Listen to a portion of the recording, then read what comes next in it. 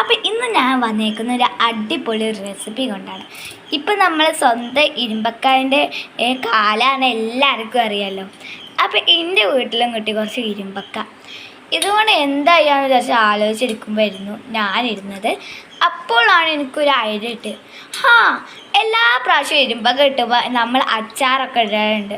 പക്ഷേ ഈ പ്രാവശ്യം ഒരു വെറൈറ്റി ആണെന്ന് വിചാരിച്ചപ്പോൾ എൻ്റെ മനസ്സിൽ ആദ്യം എത്തിയത് നമ്മുടെ സ്വന്തം ഇരുമ്പക്ക പുളിയഞ്ചിയാണ്. അതിന് വേണ്ടി നമ്മൾ ഒരു 20-25 ഇരുമ്പക്ക എടുത്തിട്ടുണ്ട്. നന്നായിട്ട് നല്ല ശുദ്ധ വെള്ളത്തിൽ കഴുകി എടുത്തിട്ടുണ്ട്. ഇതെങ്ങനെയാണെന്ന് പറഞ്ഞു തരാവേ. ആദ്യം അതിന് 2 തലയും ഞാനിതാ കട്ട് ചെയ്തെടുത്തിട്ടുണ്ട്. ശേഷം ഇതാ ഇങ്ങനെ റൗണ്ട് ആയിട്ടാണ് ഞാൻ കട്ട് ചെയ്തിരിക്കുന്നത്. വളരെ ടേസ്റ്റും ആണ് ഈ ഇരുമ്പക്ക. അതേപോലെ തന്നെ വളരെയധികം ഗുണങ്ങളുണ്ട്. നമ്മളെ ശരീരത്തിനൊക്കെ വളരെ നല്ലതാണ് ഈ ഇരുമ്പക്ക പഴം എന്നൊക്കെയാണ് പണ്ടത്തെ ആളുകളും ഒക്കെ പറയുന്ന കേട്ടിട്ടുള്ളത് കേട്ടോ. പക്ഷെ നല്ല പുളിയാണ് ഇരുമ്പക്ക പഴം കേട്ടോ. അപ്പം ഞാൻ കുറേ വെളുതൊക്കെ ഇടുന്നു, എന്നാലും എനിക്ക് നല്ല ഇഷ്ടമാണ്. അപ്പം ഇരുമ്പാമ്പുളി നമ്മളിതാ എല്ലാതും എടുത്ത് ഓരോന്നായിട്ട് നമ്മളിതാ ഇങ്ങനെ നുറുക്കിക്കൊണ്ട് എടുക്കുകയാണ്. അങ്ങനെ നമുക്ക് എല്ലാ ഇരുമ്പാമ്പുളിയും ഒന്ന് നുറുക്കിയെടുക്കാം. അപ്പം ഞാനിതാ ഇരുമ്പാമ്പുളി നമ്മളെ കുക്കറിലേക്ക് ആക്കുന്നുണ്ട്. അപ്പം ഇനി നമുക്കിതൊന്ന് ആവി കൊള്ളിക്കാം. അതിനിവിടെ ഞാനിതാ 2 ശർക്കരയും എടുത്തിട്ടുണ്ട് കേട്ടോ. 2 ആയിരിക്കും നല്ല മധുരം. 3 നമ്മളെ മധുരത്തിന് അനുസരിച്ചിട്ട് നമുക്ക് ശർക്കര ഇടാം. ശേഷം നമുക്ക് ഇതൊന്ന് ആവി കൊള്ളിച്ച് വെക്കാം. അപ്പോൾ അതാ നമ്മുടെ കുക്കർ ഒരു മീഡിയം ഫ്ലെയിമിൽ വെച്ചിട്ടുണ്ട്.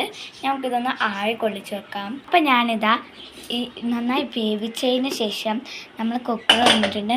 ഇത് നന്നായിട്ട് വഴുക്കി വരുന്നുണ്ട്.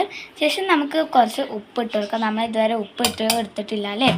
നന്നായിട്ട് വഴുകിയിട്ടുണ്ട് കേട്ടോ. നല്ലൊരു സ്മെല്ലാണ്. അപ്പം നന്നായിട്ട് വേവിച്ചതിന് ശേഷം കേട്ടോ നമ്മളിത് എടുത്തത് അടിപൊളി കേട്ടോ. ശേഷം നമുക്കൊന്ന് ഇളക്കാം.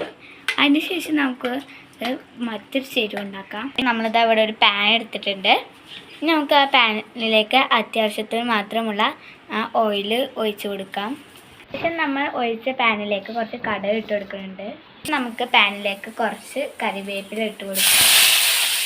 നമുക്ക് കുറച്ച് ഇഞ്ചിയും കൂടെ അരിഞ്ഞച്ചാൽ ഇട്ട് കൊടുക്കുന്നുണ്ട്. ഇത് നമ്മൾക്ക് കുറച്ച് പച്ചമുളക് ഇട്ട് കൊടുക്കുന്നുണ്ട് ഇതിലേക്ക്. ഇനി നമുക്ക് കുറച്ച് നേരം ഒന്ന് വഴറ്റി കൊടുക്കാം.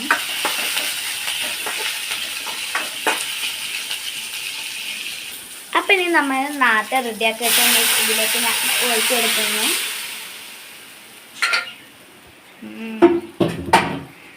ശേഷം അത് നന്നായിട്ട് ഇളക്കി കൊടുക്കണം കേട്ടോ. ഈ വെള്ളമൊക്കെ ഒന്ന് വെറ്റിയിട്ട് നമുക്കൊന്ന് കുറുവി കിട്ടണം. ശേഷം നമ്മൾ ഇതിലേക്ക് കുറച്ച് അല്പം മാത്രം മുളക് പൊടി ഇട്ട് കൊടുക്കുന്നുണ്ട്. നമുക്ക് കുറച്ച് നേരം വെച്ച് അത് ഇളക്കി കൊടുക്കാം. അതിന് ശേഷം നമുക്കൊന്ന് കുറുവി കിട്ടണം നമ്മുടെ പുളിയിഞ്ചി. അപ്പം നമ്മൾ ഈ കുറുക്കിക്കൊണ്ടിരിക്കുന്ന ഈ ഒരു മൊത്തം വെള്ളം വെറ്റിക്കണം കാരണം കൊണ്ട് തന്നെ ഇളക്കിക്കൊണ്ടേയിരിക്കുകയാണ് കേട്ടോ. ഇപ്പോൾ കുറച്ച് സമയമായി ഞാൻ ഇപ്പം ഇങ്ങനെ ഇറക്കാൻ തുടങ്ങിയിട്ട്. മീഡിയം ഫ്ലെയിമിലിട്ടിട്ട് തന്നെ കേട്ടോ ഞാൻ ഇളക്കിക്കൊണ്ടിരിക്കുന്നത്. നല്ല മണമാണ് കായ്. അപ്പം പുളിയിഞ്ചി നല്ല അടിപൊളിയായിട്ട് സെറ്റായിട്ടുണ്ട്. അപ്പം ഇനി നമുക്കൊരു വേറൊരു പാത്രത്തിലാക്കി നമ്മൾ ടേസ്റ്റ് ചെയ്യലും കൂടി നടത്താം. അപ്പം വളരെ സ്വാദിഷ്ടമായ നമ്മുടെ പുളിയിഞ്ചി ഇവിടെ റെഡി ആയിട്ടുണ്ട്.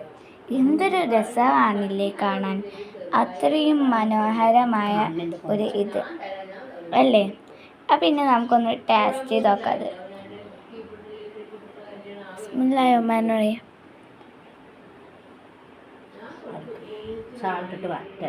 അപ്പം നമ്മളെ സ്വന്തം ഇരുമ്പാമ്പുളി പുളിയിഞ്ചി ഇവിടെ റെഡി ആയിട്ടുണ്ട് കേട്ടോ.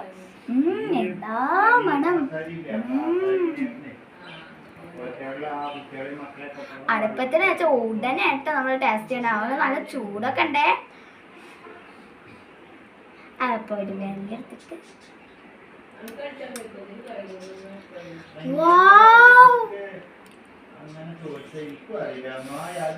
പുടുത്തം വെട്ട ടേസ്റ്റ്. അപ്പൊ എല്ലാരും ഇതൊന്ന് എന്താ ഉണ്ടാക്കി വെക്കണം കേട്ടോ. അടിപൊളിയാണ്. ടാറ്റാ.